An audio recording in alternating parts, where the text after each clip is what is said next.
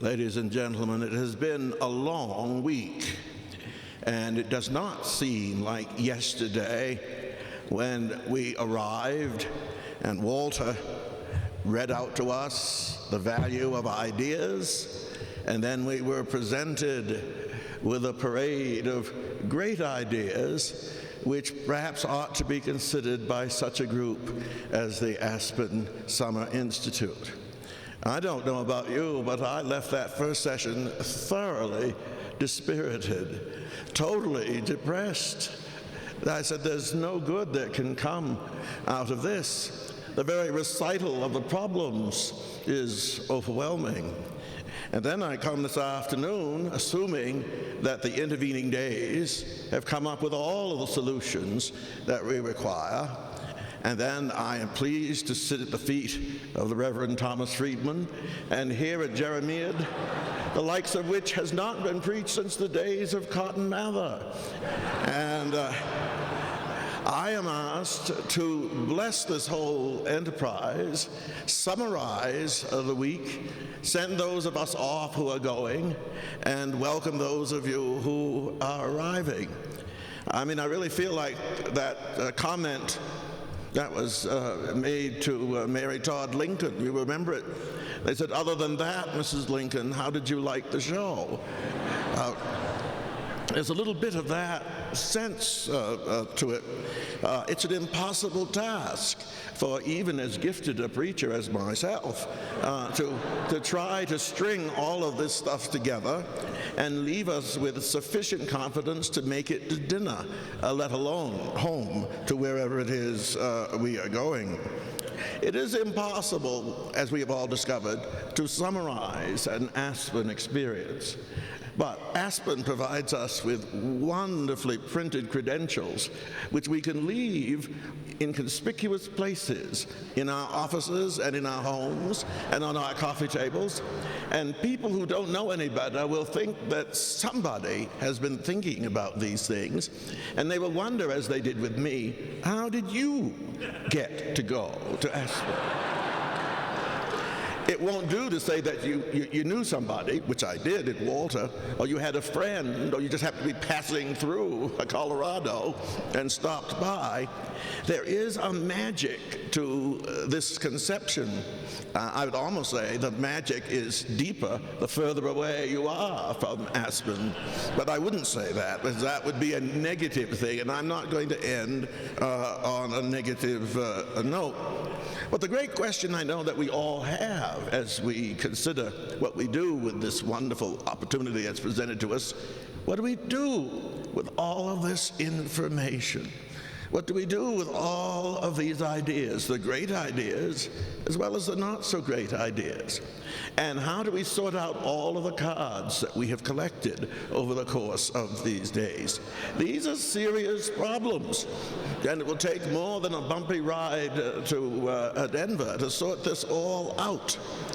So if I had a particular prayer, it would be that all of us might take from Aspen what we needed, and that we would do what Aspen calls us to do, and that we would become the irritating, subversive, and we hope effective people in our own towns and cities and legislatures and contexts.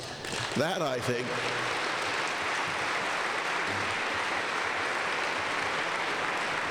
That, I think, may be the best we can possibly hope for. And if we did it, it would justify all of the expense, all of the time, all of the trouble, and all of the anxiety. I would further want to say, one of the jobs of a preacher, which I am, is to survey the past to see if there ever has been any moment quite like this. And my guess is that all of our past moments have really been quite like this. We've always been presented with grave and terrifying problems. The only difference is that we air them and wash them out to hang out in the open sunlight at Aspen. But they've always been there.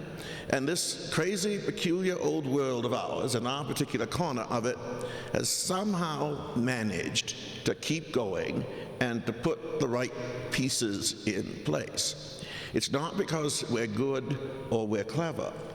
It is because we have been grace-filled. We have had the blessing of wise and generous predecessors. We have had a sense of good work and hard work. And by and large, our very presence here suggests that we are willing to do the time. We are willing to give the thought. And if we have learned anything here, we have learned that there is no such thing as an easy, fast, or cheap solution to any problem worthy of being called a problem. So there should be no surprises to any of us here that we have work to do, that we will go home and try to do it, and that in many cases we will not succeed. It's very much like success would be the antidote to Aspen. If everything worked perfectly well, why bother to come out here and talk about it? It's like health to the physician or virtue to the preacher. We need these problems to keep us on our toes. And Lord knows there are enough problems to keep us all stretching from here to eternity.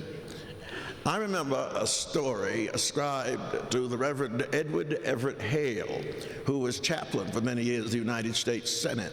He came from Massachusetts, and somebody asked him, Dr. Hale, when you stand up to offer prayer in the Senate, do you pray for each of the senators? And Dr. Hale said, when I look at the senators, I pray for the country. Now, that is a non-partisan remark. But the burden of that remark is to say, nobody but ourselves has the answer. We have paraded before us in this Aspen conference expert after expert. And as they say in Maine, an expert is somebody from away. Expert after expert has come and have given us a brilliant, timely, pungent analysis of each of the situations presented to us. I have admired Walter's Rolodex. I am very impressed with the people that have come before us, that have shared their wisdom, their hopes, and their fears with us. But when all is said and done, it will fall to more ordinary people like ourselves to take up the tasks and to do the work. And we realize, or we ought to at least, that we cannot do it on our own. We cannot do it by ourselves. And if we're wise enough to realize that, we will really realize that when all is said and done, it ultimately is not a question of policy or procedures or even politics. It is a question of will. It is a moral matter that concerns us and that holds all of these issues together.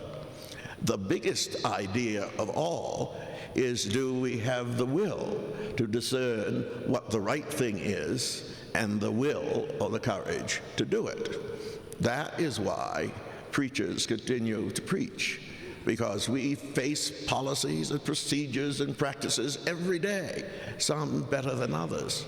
But if there is no will, no human will to be changed, then there will be no change worthy of the moment. And so we are really talking about fundamental change in human behavior. But even more than that, we're talking about the basis of change is in the change of the human being. It's a change of will. It is a moral enterprise. And it is, what are we willing to give up and what are we willing to take on for the sake of the greater good, indeed the sake of the greatest good? That, to me, is a religious question. And maybe that is why I have been asked to speak last to the smallest of the gatherings here today. They may go, but they still have to live under the same cloud that you and I have to live under. And you and I know that it is a matter of will, that at every point in the crisis of our country, in its long history, it is the question of the change of will that has preceded every change in policy. And so it turns to an internal question. What are we prepared to do, and by what star shall we be guided?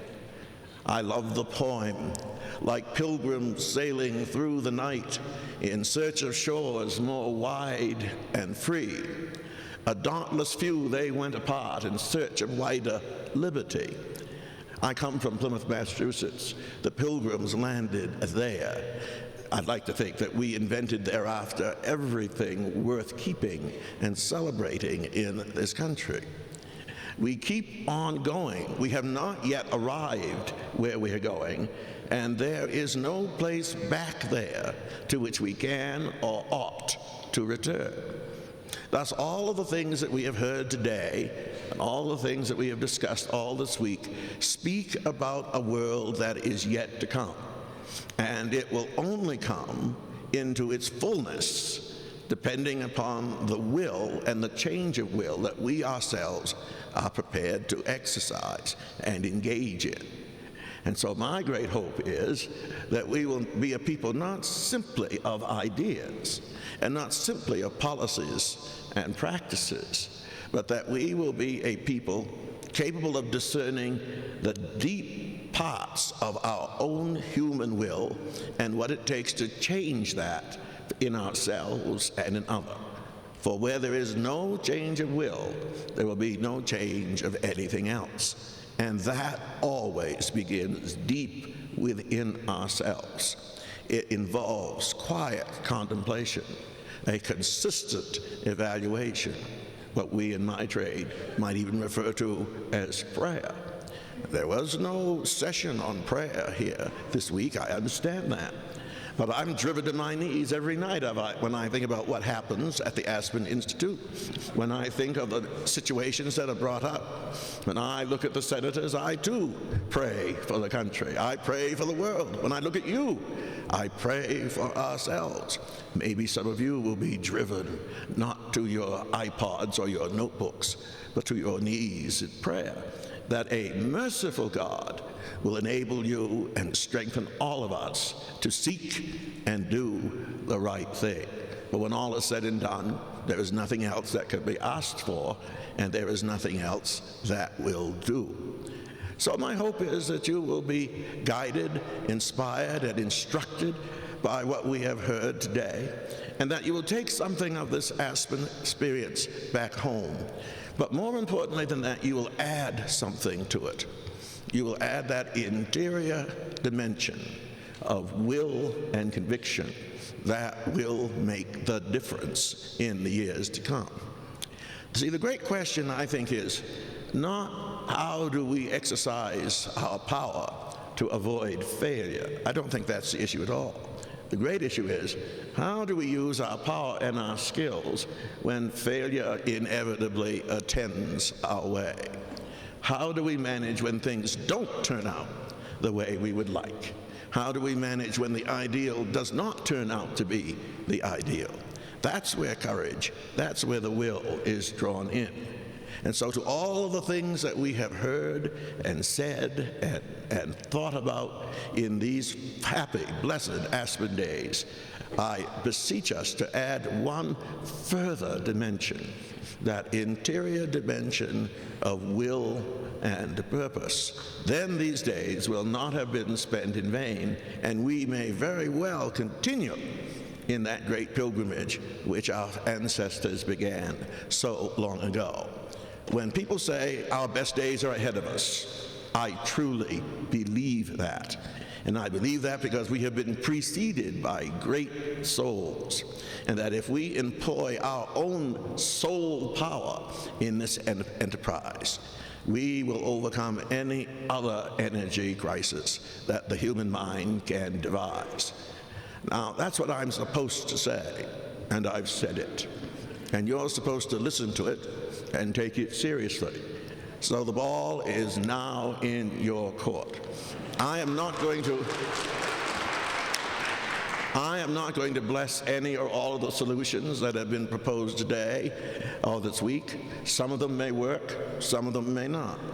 I would not even endorse all the persons who have made such things today. But I will say those of us here assembled have the task before us of conforming our inner life to our outer ideals and working on it as long as we live, as long as we can. The stakes are enormous. We can afford to do nothing less. That is as close to a blessing as you're going to get today. But it is all that you need, so act upon it. Amen.